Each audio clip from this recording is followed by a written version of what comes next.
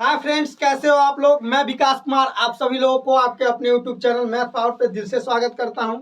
दोस्तों, आज के इस क्लास में हम पढ़ेंगे क्लास 10th के मैथ के एक बहुत ही बढ़िया टॉपिक जिसका नाम है दो चर वाले रैखिक समीकरण। और दो चर वाले रैखिक समीकरण से रिलेटेड जितने सारे ऑब्जेक्टिव क्वेश्चंस है, मैं उन सारे क्वेश्चंस को एक एक करके आप लोगों को बताऊंगा। और मैं उन बच्चों के लिए खास करके मैं यह बात कहना चाहता हूं कि जो बिहार बोर्ड से है, जिसका एग्जाम 2023 में होने वाला है, ठीक ना, तो उस एग्जाम के दृष्टिकोण से यह आज का क्लास जो है काफी महत्वपूर्ण है। इसीलिए मैं आप लोगों से रिक्वेस्ट करता हूं, प्लीज आप लोग वीडियो के अंत तक जरूर बने रहिएगा ताकि बहुत कुछ सीखने को मिलेगा। एक से बढ़ के एक क्वेश्चन आप लोगों को दिखाएंगे। चलिए देखना प्रारंभ करते हैं। पहला नंबर क्वेश्चन क्या कहता है, कह रहा है दो एक घाती समीकरणों के लेखा चित्र यदि समानांतर हो तो हलों की संख्या होगी। और चार ऑप्शन दिए हुए हैं, 0, ठीक, ए में 0, बी में दिया है 1, सी में अनगिनत, डी में सभी गलत है। अब जरा ध्यान से देखिए, दो एक घाती समीकरण जो है उसका ग्राफ दिया हुआ है। ग्राफ क्या दिया हुआ है, समानांतर। तो क्या है, समानांतर ग्राफ दिया है। यह जो है पैरेलल लाइन मान लीजिए, इसका ग्राफ होगा। तो ग्राफ जब भी समानांतर होगा, जब भी ग्राफ समानांतर होगा तो उसका हल क्या होगा, एक भी नहीं, मतलब शून्य हल होगा। कितना हल होगा, कितना हल होगा, शून्य, शून्य हल। या इसको हम कह सकते हैं एक हल भी नहीं, एक भी हल नहीं, ठीक है। तो मेरा करेक्ट ऑप्शन क्या हो जाएगा जी, ए। क्या हो जाएगा, ए। इसका करेक्ट आंसर क्या हो जाएगा, ए। जब कोई मतलब एक घाती दो चर वाले दो रैखिक समीकरण का ग्राफ समानांतर दिया हो तो हलों की संख्या क्या होगी, 0। कोई दिक्कत। चलिए अगला क्वेश्चन देखें। चलिए अब दूसरा नंबर क्वेश्चन क्या कह रहा है, कह रहा है रैखिक समीकरण 2x + 3y = 5 एवं 4x + 6y = 15 के कितने हल होंगे। जरा ध्यान से देखिए, एक नजर। इक्वेशन क्या दिया हुआ है जी, एक में दिया हुआ है कि 2x + 3y बराबर कितना दे दिया जी, 5। कोई दिक्कत। 2x + 3y = 5। और दूसरा दिया है 4x + 6y = 15। तो बताना है हमको कि इसका कितने हल होंगे, कितने हल होंगे। अब जरा ध्यान से देखिए, जब भी इस टाइप का क्वेश्चन एग्जाम में मिले तो आप लोग क्या कीजिएगा, यहाँ जो x बोला है और यहाँ जो y बोला है, यहाँ जो अचर पद है, सबका गुणांक जो के त्यों लिख लीजिएगा। जैसे यहाँ क्या करेंगे, 2/4, यहाँ क्या कर लेंगे, 3/6, यहाँ क्या करेंगे, 5/15। बताइए, जरा सा भी प्रॉब्लम है। अब इसको कैलकुलेट कर लीजिए। तो अब कैलकुलेट कर लीजिए, तो 2 मरतबे, ये भी 2 मरतबे, और 5 या 15। तो यहाँ 1/2, 1/2, लेकिन यहाँ 1/3। इसका मतलब क्या हुआ, क्या आया रिलेशन निकल के, A1/A2 बराबर B1/B2 अब बराबर नहीं है C1/C2। जरा ध्यान से देखिए, इसको अचर पद कहते हैं। अब यहाँ पर एक बार पुनः देखिए, 2/4 कर लेंगे, 3/6 कर लेंगे, 5/15 कर लिए। इस सबको काट दिए, शॉर्ट फॉर्म में ला दिए। तो देख रहे हैं यहाँ 1/2 है, यहाँ 1/2 है, यहाँ 1/3 है। कहने का मतलब है ये दोनों बराबर है। तो A1/A2 बराबर B1/B2 बराबर नहीं है C1/C2 का। तो इसका कितना हल होगा जी, कोई हल नहीं होगा। इसका क्या हल होगा, कोई हल नहीं। क्या होगा, कोई हल नहीं। क्या होगा जी, इसका कोई हल नहीं होगा। इसका क्या होगा, कोई हल नहीं होगा। चलिए, कोई दिक्कत है। चलिए अगला क्वेश्चन। चलिए अब तीसरा नंबर क्वेश्चन क्या कह रहा है, तीसरा नंबर क्वेश्चन कह रहा है यदि दो चर में दो रैखिक समीकरण के आलेख प्रतिच्छेदी रेखा हो तो हलों की संख्या है। अब दो चर में दो रैखिक समीकरण के, हाँ मतलब क्या है, ग्राफ दिया हुआ है। क्या है, ग्राफ दिया हुआ है। आलेख मतलब ग्राफ, प्रतिच्छेदी रेखा है मतलब उसका ग्राफ कैसा है जी, प्रतिच्छेदी है। इस टाइप का ग्राफ है, इस टाइप का ग्राफ है, ठीक। तो हलों की संख्या क्या होगी, तो जब भी ग्राफ प्रतिच्छेद करेगा तो केवल एक हल, केवल एक हल, केवल एक हल होगा। जब भी दो चर वाले दो रैखिक समीकरण का ग्राफ एक दूसरे को प्रतिच्छेद करेगा तो केवल और केवल एक हल होगा। तो इसका राइट आंसर क्या हो जाएगा जी? ए, सिर्फ एक हल। कोई दिक्कत? चलिए अगला क्वेश्चन देखिए। चलिए अब चौथा नंबर क्वेश्चन क्या कह रहा है? कह रहा है x बराबर -5 का आलेख कैसी सरल रेखा होगा? तो ऑप्शन दिया है x अक्ष के समानांतर, y अक्ष के समानांतर, y अक्ष पर लंब। सभी गलत है। जब तक है जान, जब भी जीवन में मिले x बराबर कुछ दे दिया रहे या y बराबर कुछ दे दिया रहे, तो x बराबर कुछ देगा तो वो उसका ग्राफ क्या होगा? y अक्ष के समानांतर, जस्ट उल्टा। क्या होगा? जस्ट उल्टा। जैसे x बराबर यहाँ क्या दे दिया? x बराबर क्या दे दिया? -5। x बराबर यहाँ आम, इमली, कटहर, बरहर कुछो देता तो उसका ग्राफ क्या होता? y अक्ष के समानांतर। y अक्ष के समांतर क्या होता? y अक्ष के समांतर। कोई दिक्कत? अगर यहाँ y बराबर कुछ दिया रहता, याद कर लीजिए, जीवन में नहीं फंसिएगा इसे सवाल में। अगर y बराबर यहाँ कुछ दिया रहता कोई अंक, तो उसका ग्राफ x अक्ष के समानांतर। अगर x बराबर दिया है तो y अक्ष के समानांतर। बताइए, जरा सा भी समझने में कोई दिक्कत है? तो इसका करेक्ट ऑप्शन बी हो जाएगा। चलिए आगे देखते हैं। चलिए अब पांचवा नंबर क्वेश्चन क्या कह रहा है? कह रहा है के किस मान के लिए समीकरण युग्म x - 2y बराबर 3, 3x प्लस के वाई बराबर 1 का एक अद्वितीय हल है। एक अद्वितीय हल है। तो पहले जो इक्वेशन दिया हुआ है इसको आप लोग लिख लीजिए। क्या दिया हुआ है जी? दिया हुआ है x - 2y बराबर 3, x - 2y बराबर 3। और दूसरा समीकरण क्या दिया हुआ है? 3x प्लस के वाई, 3x और प्लस के वाई बराबर कितना दिया हुआ है जी? 1। कोई दिक्कत? x - 2y बराबर दिया हुआ है 3, ठीक, और 3x प्लस के वाई बराबर 1 दिया हुआ है। तो एक अद्वितीय हल।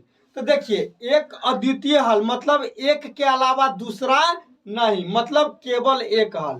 तो केवल एक हल के लिए, एक अद्वितीय हल के लिए, अद्वितीय हल के लिए, एक अद्वितीय हल के लिए क्या होता है जी? a1 बटा a2 अब बराबर नहीं है b1 बटा b2। तब ये ना एक अद्वितीय हल होगा। जब a1 बटा a2 does not equal to b1 बटा b2 तो क्या हो जाएगा जी? एक अद्वितीय हल। तो यहाँ a के जगह 1 और a2 के जगह 3 अब बराबर, यहाँ b1 के जगह -2 और b2 के जगह k। तो यहाँ से क्रॉस गुना कर दीजिए, बराबर नहीं है तो बराबर नहीं है। तो k अब बराबर नहीं है, 3 दूना -6। तो मेरा करेक्ट ऑप्शन इसका क्या हो जाएगा जी? बी, के बराबर नहीं है -6 के। बताइए, जरा सा ही प्रॉब्लम है समझने में। चलिए अगला क्वेश्चन देखिए। चलिए छठा नंबर क्वेश्चन क्या कहता है? कह रहा है रैखिक समीकरण युग्म की हल करने के कितने बीजीय विधियां है? रैखिक समीकरण जो है दो चर वाला, ओकरा हल करने के लिए मुख्यतः 4 गो बीजीय विधियां है। कौन कौन? तो एक में आलेखीय या ग्राफीय विधि से हल करते हैं, 2 में विलोपन विधि से या लुप्तीकरण विधि से, ठीक, तीसरा जो है प्रतिस्थापन विधि से, और चौथा क्या है? ब्रजगुणन विधि से। कोई दिक्कत? तो क्या हो जाएगा जी? प्रमुख क्या को विधि है? तो 4। क्या को विधि है? 4। जीवन में याद रखिएगा। कोई दिक्कत? चलिए अगला देख। चलिए अब 7वां नंबर क्वेश्चन क्या कह रहा है? 7वां नंबर क्वेश्चन कह रहा है युग्म समीकरण 2x प्लस 4y बराबर 3 तथा 12y प्लस 6x बराबर 6 का हल है। देखिए, पुनः उसी ढंग से पूछ दिया कि हमको चेक करना है कि इसका हल कैसा है। तो हम क्या करेंगे? पहले दोनों समीकरण लिख लेंगे। क्या दिया हुआ है जी? सबसे पहले दिया हुआ है 2x प्लस 4y बराबर 3, 2x प्लस 4y बराबर 3, और दूसरा में क्या दे दिया जी? 12y प्लस 6x बराबर 6। कोई दिक्कत? अब इसका हल पूछ रहा है। तो जब भी जीवन में इस टाइप का मिले तो आप लोग बस ऊपर का बटे नीच का, ऊपर का बटे नीच का, जैसे 2/12, फिर यहाँ 4/6, यहाँ क्या करेंगे 3/6। अब काट दीजिए, 2 छक 12, 2 से 2 मरतबा, 2 से 3 मरतबा, 3 दूना 6। तो यहाँ क्या आया जी 1/6, 2/3 और 1/2। जरा गौर से देखिए, क्या यह दोनों बराबर है? यह दोनों बराबर है? नहीं है। तो यहाँ क्या है A1/A2 बराबर नहीं है B1/B2 के। तो इसीलिए इसका हल कितना होगा जी? एक हल। कितना हल होगा? एक हल। क्या हो जाएगा जी? एक हल। आप लोग याद किए होइएगा थ्योरी के क्लास में, A1/A2 बराबर नहीं है B1/B2 के, तो उसका कितना हल होगा? एक हल। बताइए, जरा सा ही प्रॉब्लम है। चलिए अगला क्वेश्चन। चला अब 8वां नंबर क्वेश्चन की कहे छे। कहे छे यदि 2x + 3y बराबर 11 और 2x - 4y बराबर -24, तो अब 4 गो ऑप्शन देले और x और y के वैल्यू कहे छे निकालेला।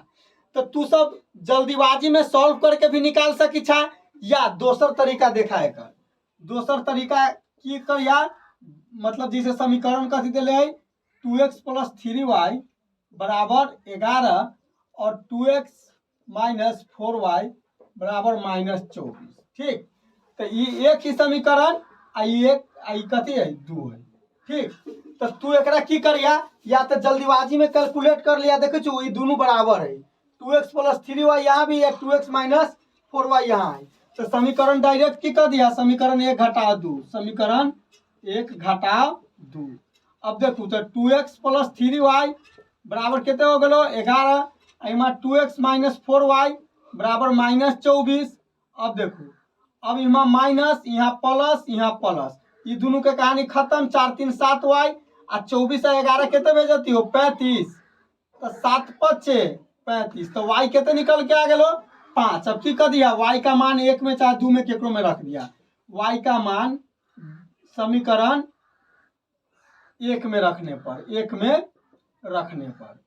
अब देखा, अब 1 में रख दे तो 1 कथी हो 2x, y के जगह कथी रखबो 5 और बराबर 11, तो 2x बराबर 11 माइनस 5 दिया 15, मतलब कितने आ गई, तब 11 में से 15 गई तो -4 और 2 दूना के 4, तो x बराबर -2।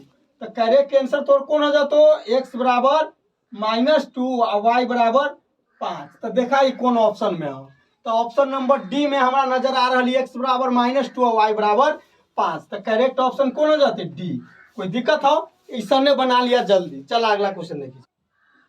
अब देखा 9वां नंबर क्वेश्चन क्या कह रहा है, कह रहा है निम्नलिखित रैखिक समीकरण में से किस समीकरण युग्म का अद्वितीय हल संभव है। अद्वितीय हल जब भी कहे छै तो तू इतना बात के दिमाग में सेटअप करके चलिया कि A1/A2 अब बराबर न हो के चाहे B1/B2 के। बस जब ये अद्वितीय हल कहल की ना, तो तू आई सेटअप के लेके चला A1/A2 बराबर न हो के चाहे B1/B2 के। तो अब जरा ध्यान से देखा, हम ऑप्शन नंबर सी के जगह तनका ध्यान से देखा। ठीक, अब देखो तो जैसे ऑप्शन नंबर सी में है 2x + y बराबर 6 और 4x - 2y बराबर 4। तो गौर से देखू तो जैसे यहाँ कथी करबी 2/4। ठीक, फिर यहाँ 1/-2, 1/-2, यहाँ 6/4, 3 मरतबे 2 मरतबे, 1/2। यहाँ कथी अली 1/2, यहाँ कथी आ गई -1/2, यहाँ कथी आ गई 3/2। तो देखू तो ये दोनों बराबर नहीं ना है, ये दोनों बराबर नहीं ना है। देखू तो यहाँ ये फॉलो कर गई कि ना A1/A2 अब बराबर नहीं है B1/B2 के। तो राइट आंसर ऑप्शन में कौन हो जाती है अपनी के सी। बतावा कोई दिक्कत हो समझे में, ऐसा ने चेक कर लिया। चला अगला क्वेश्चन देखिए। चला अब 10वां नंबर क्वेश्चन देखिए। कह रहा है कि y बराबर px के ग्राफ की आकृति दी गई है। y बराबर px के फंक्शन दिया हुआ है, y बराबर px का ग्राफ, px के ग्राफ की आकृति दी गई है, तो px के शून्यकों की संख्या है। देखा, अब y के फंक्शन x में देवे चाहे x के फंक्शन y में देवे। यहाँ 4 गो क्वाड्रेंट है ना, तो चारों में से कहीं भी एक शून्यकलाइज कर सके छै। शून्यकों की संख्या क्या हो जाती हो 4। शून्यकों की संख्या कितने हो जाता है, शून्यकों की संख्या कितने हो जाती हो? 4। 4 गो क्वाड्रेंट है, इसीलिए इस चारों में से कहीं भी इसका एक एक शून्य खो सकता है। तो पूरा पॉसिबिलिटी कितना है? 4। कोई दिक्कत? अगर यही 3D में रहता, अगर जेड एक्स भी दिया रहता तो उसका अलग हो जाता। तो हम उम्मीद करते हैं कि आज का क्लास आप लोग को बहुत ही बढ़िया ढंग से समझ में होगा। वीडियो देखने के लिए मैं दिल से धन्यवाद देता हूं। लेकिन अगर आप लोग मेरे इस चैनल पे नए हैं तो प्लीज मेरे इस चैनल को सब्सक्राइब जरूर कर दीजिएगा। Thank you.